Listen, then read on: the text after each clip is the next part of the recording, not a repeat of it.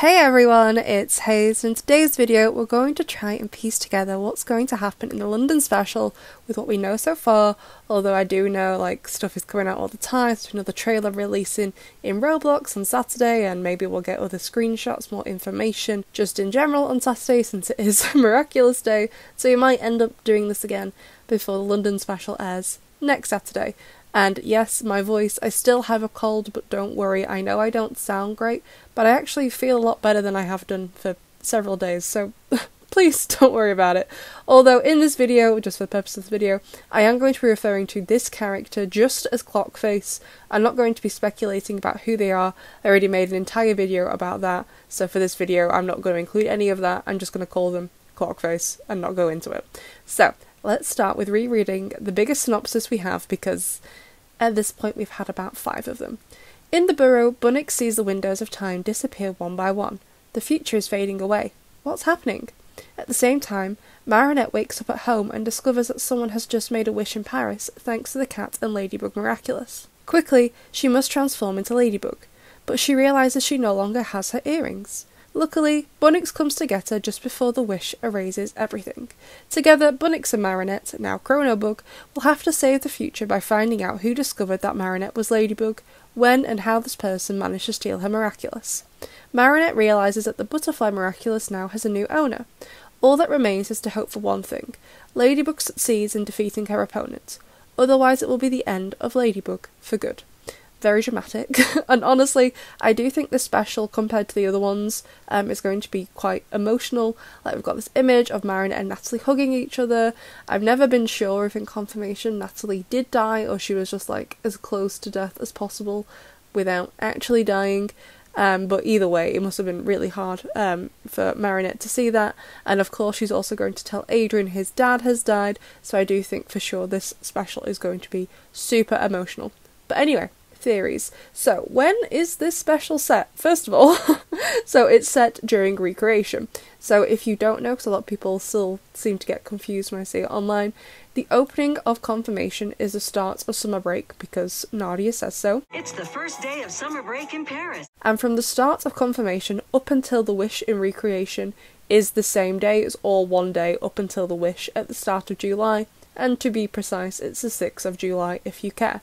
However, the scenes after the wish and Recreation, so the pool scene, the Adrianette ring scene, the Avengers assemble on the Trocadero, and Lila's end scene all take place towards the end of summer, as we find out the kids have a few days left before heading back to school, which in France is the first week of September. So naturally I put it on my birthday. You're welcome. So the London special starts on the 6th of July, after the wish, but before the rest of Recreation. So those scenes with Adrian and Marinette and Lila, I would assume don't affect the special, but I do assume it tells us that everything will be fine. We see Adrian and Marinette have their Miraculous, we know they win, so I'm not worried about them losing or anything like that. I'm only worried about the emotional damage they'll be given. Emotional, damn it! So I think the special will open right after the wish, when Gaby Baby's dead body slams down on the floor in front of Marinette in the murder basement. I'm kidding, I doubt that will happen, but dead body where? Officer Rain Compris is going to have some questions, Marinette. Concealment of a body, where is it? The law aside, I think Marinette's just going to be stood in the basement and be like, well, this is fun. Oh, it's great. And I think her first move will be to contemplate her existence, as you would do. I would as well. She sees Emily is no longer in her fridge. Gabriel's completely gone as well. She realises that Adrian's parents are gone, they're dead. But it seems Clockface has been watching her from behind the rubble. Please excuse this bad quality image. Anytime I try to use better ones, I get copyright claimed. So have this one from Anansi Fest. So they're hiding behind the rubble, and they seem to have some sort of time travel ability, as indicated by all of the clocks all over them, and they have travelled to a time when the Miraculous are vulnerable to make their wish, but what exactly they want, I don't know right now. Marinette doesn't see Clockface, and she grabs all the Miraculous, which of course are in their ring form, scoops them all up. Maybe she talks to Tiki and Plag, and they all get upset, and I would assume Tiki and Plag have reverted to their regular Kwame form instead of their massive true forms, which I'm not gonna lie, I find a little bit scary. And then she transforms into Aquabug and goes for a little swim to try and find the Butterfly Miraculous, but Lila probably already has it via a means I don't understand, but I do hope that's explained in the special, or if not, in season 6. Marinette can't find it though, and she's like, well, that's the problem for future Marinette, and she leaves the basement. Now, the lift is broken, we see all this rubble behind her, and honestly, I'm confused why Gabriel didn't include house repairs as part of his wish, but alright. So Marinette, as Bug Noir, heads upstairs. She de-transforms, and in the dining room, for whatever reason, she finds Natalie in there. Why Natalie went down to the dining room? Good question, don't know. And Natalie is completely fine. Her hair's back to normal, no longer white greying, it's got the red streak again, and she no longer needs the prosthetic robot leg thingies. And she and Marinette hug. Like I said before, Marinette either saw Natalie die or almost die, so very emotional moment, and at this point I also assume Natalie works out, since she's fine, the wish has been made, and Marinette is still here, that Marinette is Ladybug. We also have seen before Natalie and Bug Noir hugging in the murder basement, so again I think Marinette will transform in front of Natalie and take her down there and show her what's happened, and then they decide to hide the truth from Adrian, and once again Clockface is spying on them, but neither of them see. It then seems Natalie takes Bug Noir up to the lair upstairs, since Marinette never knew it existed, she didn't know, she didn't find out in recreation anything that was up there, but obviously Natalie knows it's up there, we've seen it in there before, and this kind of screenshot of her looks like she's in the lair as well, the same kind of lighting, the same backdrop, looks like the lair upstairs in my opinion, and I would think she's explaining to Marinette what Gabriel did exactly, since Marinette never worked out what the alliance rings were for and stuff like that, and they agreed to destroy the carousel to stop Adrian from knowing. You know, if you destroy the evidence, he'll never know. Yay! Which again points to Natalie knowing Marinette is Ladybug. Welcome to the party, Natalie.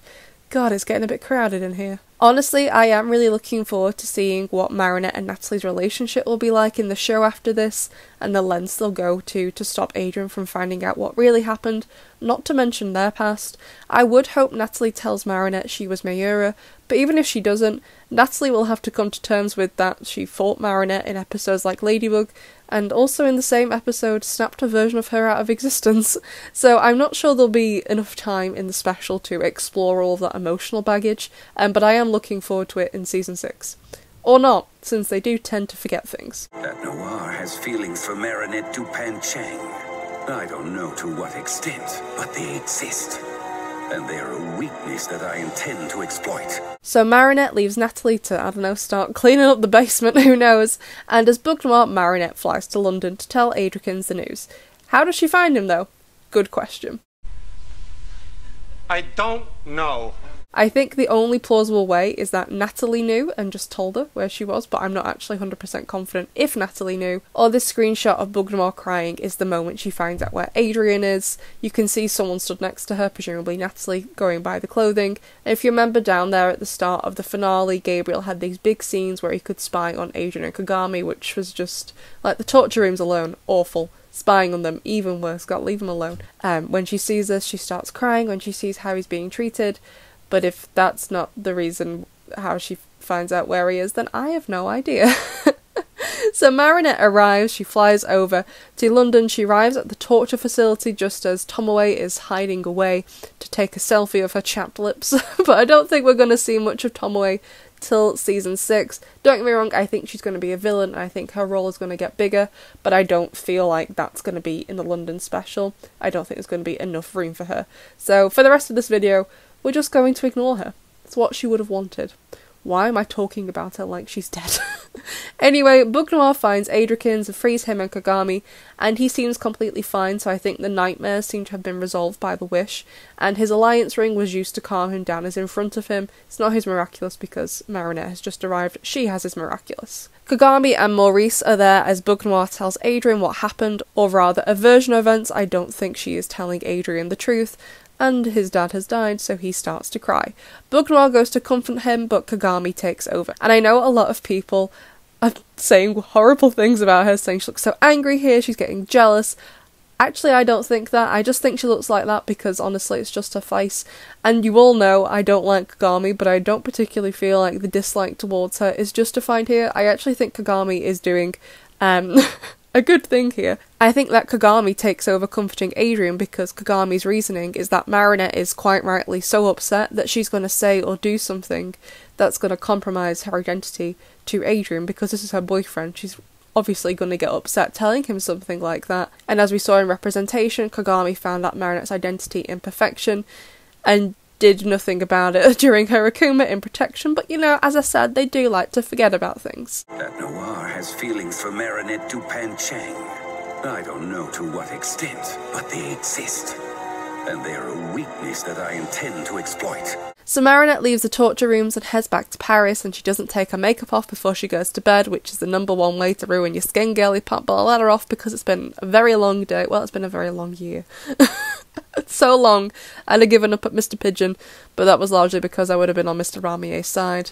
I would have been like, she's got a point. I love pigeons. So anyway, before Marinette goes to sleep, she takes off all the Miraculous rings, apart from Cat Noir's. You can see it here in its camo form on Marinette, but Clockface has been stalking her and phases into her room. Now, a lot of people are saying Clockface is different to this person, this hooded figure, and I understand where you're coming from, because different outfits. However, I disagree. I'm not saying it's impossible that they can't be two people, but right now I actually think they're the same person. So look at their hands when they steal the Miraculous. Their fingers are lit up blue, and if we look at Clockface's hands here, they are also blue. Not lit up, no, but in this shot when they turn themselves transparent, they appear to type something in on their arm. I haven't been able to work out what the source of their power is, but it seems to be controlled on their person, so their two main powers of time travel and phasing through solid objects are controlled on their arm, and they have to use whatever this device is to use their power and also switch between them. In my opinion, they're the same person, but that's just a theory. A game theory. And I could totally wrong, but I am going to proceed the rest of this video under the assumption they are only one person. Furthermore, I know a lot of people are saying both of them or one of them is Lila transformed with the Butterfly Miraculous, but in this screenshot you can see Nero here. So if these really are two people, one is Clockface, one is the hooded figure, they can only be Lila using the Butterfly Miraculous if they are past or future versions of her, or a present day version who isn't using the Butterfly Miraculous to become this. So Clockface takes all the Miraculous out of the room, with the exception of course of the Rabbit Miraculous, which Alex has, and the Peacock, which Felix has, wherever Felix may be, because I don't know. And Clockface makes their wish, but what that is, I have no idea. Marinette thankfully wakes up, sees all the Miraculous are missing, and for whatever reason, her first port of call is, I'll go on my balcony, and as she gets up there, she sees the wish is being made. Thankfully, Bunnix has been keeping an eye on things, and she grabs Marinette and pulls her into the burrow. I would assume Bunnix confirms that yep, a wish has been made, but it wasn't supposed to have happened, and now the future is being erased, which is why older Bunnix starts to fade away, because older Bunnix is from a future that no longer exists. I've been getting a lot of comments about people wondering why Bunnix didn't show up when Gabriel made the wish. I've said this before in other videos, but Bunnix only appears when something doesn't go to plan. So it seems that Gabriel was supposed to make his wish and win, but Clockface wasn't supposed to. So the future has changed and triggered the end of the world because obviously... Of course. So now Bunnix is showing up to try and fix things. However, Marinette can't do much without Miraculous, and she's currently not got any, so Bunnix takes her to a time when she had the Ladybug Miraculous but wasn't wearing it, which is at the end of the first part of Origins. If you don't remember, if it's been a while since you've watched it, they defeat Stoneheart, but Marinette doesn't purify the Akuma, and all the Akumas then multiply. So Marinette is like, I can't do this, I'm the wrong person for the job. She takes the earrings off and puts them in the drawer of her vanity. She does try to give the earrings to Alia in part 2, so current Marinette arrives in the past before her past self can do that. And she's also wearing a high-vis jacket. And I do assume this is so Alex doesn't mix the Marinettes up and accidentally bring the wrong one into the burrow, which would be hilarious. So Marinette takes the earrings and transforms into Chronobug. Now, in my opinion, this isn't a fusion. At the minute, this is like the only proper image we have of her, and the only part you can't see of her is one of her hands. But other than the colours, the suit is the exact same as a Lucky Charm outfit. There's no other additions that would indicate she's using another Miraculous as well. So in my opinion, I don't think she's using another one. I don't think this is a fusion, even though, of course, like in Evolution, she could go and see Master Fu in the past and take one of the Miraculous he would still have, since in season 1 of Miraculous, he has the miracle box at that point, but I'm not sure she does that. It just doesn't look like she's using another Miraculous, only the Ladybug. However, why is it yellow? It seems they're going to be travelling through Marinette's timeline, so in order for Alex not to lose her, like Adrian does in Kuroneko, Marinette wills herself to transform into a yellow Ladybug so Alex won't mix her up with the past Ladybug. Or it could be a power-up. Present-day Marinette will have access to those, but season 1 Marinette won't have them. The first power-up isn't until Siren, not in Origins, which is in season 2. But what this power-up will do, if it really is one, your guess is as good as mine. So Bunnix and Chronobug start trying to work out who, how, and when this new villain found out her identity, and also find out someone else has the Butterfly Miraculous, which I would assume is because Lila akumatizes someone, but I'm unsure. But speaking of Lila, it seems she's been in her lair talking to Nuru, but she eventually leaves for a reason I don't know, and she leaves Nuru there as well, which seems like a silly mistake to make, but alright then. And Nuru watches as Clockface comes in and writes in Lila's notebook that Ladybug is Marinette Dupencheng, and honestly, regardless of who Clockface is, I'm still a bit confused as to why they would do that, but it does imply Clockface is close to Lila, whoever they may be, as they were certainly close enough for them to know where Lila's lair is in the catacombs, and Nuru is like, oh my god, this is the end of Ladybug. Nuru, why don't you try and do something? Lila also seems to maybe have empty Alliance ring boxes on the desk. I would assume because she wants to try and replicate what Gaby Baby did in season 5, but in order to do that she would need the Miraculous rings to transmit the Kwami power, so it again points to Clockface and Lila being very close, or indeed the same person. But why it matters for Lila to find out Marinette's Ladybug? I don't really know or don't understand. Clockface made their wish, and even if they returned the Miraculous to Marinette for Lila to take, then Lila's wish would erase Clockface's, but Clockface doesn't seem to return the Miraculous. They've already defeated Ladybug because they have them, so why does Lila need to know? Just because? Why not? Bunnix and Chronobug are following through the burrow and see what Clockface does, so Chronobug steals the notebook and Marinette opens and sees what's inside. You can see her hand here as well as a circle of the inside of the burrow. They realise Clockface knows a bit too much information and they need to stop them, and they lure them for a fight in the murder basement and manage to get them into what I think is one of the white torture rooms that Adrian and Kagami were in. They place the notebook in there and Clockface follows it. He dives for it, but at the last moment Chronobug reaches through the burrow and grabs it. Of course, Clockface could just phase out of the room, so I would assume during the fight Chronobug damaged whatever controls their powers on their arm, and they are then trapped in there as their time travel form but can't leave, although I doubt they'll stay there forever. Like, I don't think Marinette will condemn them to being in that room. So I'd assume she tried to reason them, and Clockface would tell her why they did what they did and probably reveal their identity. Like, Marinette is going to need to trust this person since they know her identity, and they're going to have the ability to run around in time and space and do whatever they want, so she needs to be able to trust them. Unless she kills them, which I doubt will happen, but you never know. Perhaps, but perhaps not. So I think the villain will kind of end a bit like in the Reverse special, so we have Clockface, who is a villain at the start but will become a hero by the end. However, I definitely think Clockface and Lila will talk during the special, and they'll let her know they have a secret for her and they've left it in her notepad, and she goes to look, but Chronobug will have erased it or ripped it out or eaten it, I don't know. Although I will say, I'm not 100% convinced this is Lila. My first instinct when I saw this image was like, oh, this is absolutely Marinette. It has the black sleeve and the white cuff, but Marinette spends most of her time in this special as a civilian, in her pyjamas by the looks of things. Not in her blazer, but Marinette's blazer cuffs have pink polka dots on them, whereas this is just plain white. So unless this is Clockface's true identity, I do think this is a new outfit for Lila. We just haven't seen her in yet, but without seeing the rest of it, I can't say for certain. I'm not 100% on that. So Chronobug and Bunnix reset everything. They stop Clockface from making their wish, whatever it was they wanted in the first place, and current day Marinette entrusts Plague to get the Miraculous back to Cat Noir. The special then ends with Ladybug telling Cat Noir what happened and they hug. However, I do think she tells him an altered version of events, not the actual truth, and she tells the same story about what happened with Monarch Daddy to Paris, and she lies about Gabriel's involvement. The reason why I'm saying this is because in the end scenes of Recreation, which happen after the London special, Adrian seems really proud of his dad in the ring scene, so it seems Ladybug tells the same lie to Cat Noir too. but why she lies to Cat Noir when he's meant to be her partner, I'm not really sure, but I definitely think there's going to be like a bone of contention going forward. So it seems the only ones who truly know what happened, or at least are aware of a fraction of the truth, are Marinette, Natalie, Alia, Suhan, Alex, Felix, and Kagami. And that's pretty much it with what we have so far. However, we do have a couple more things to discuss, one of which is the Butterfly Miraculous, because a lot of people are saying it's broken. In the shot here, you can see the front wing of the brooch is shorter than it should be, and is therefore broken. However, the broken Peacock Miraculous only has cracks in it and is still all together. It's not like broken apart into like, you know, pieces. And I'm not sure what on earth Lila could have done to not only break it but snap a piece off. Like, they're meant to be fairly indestructible.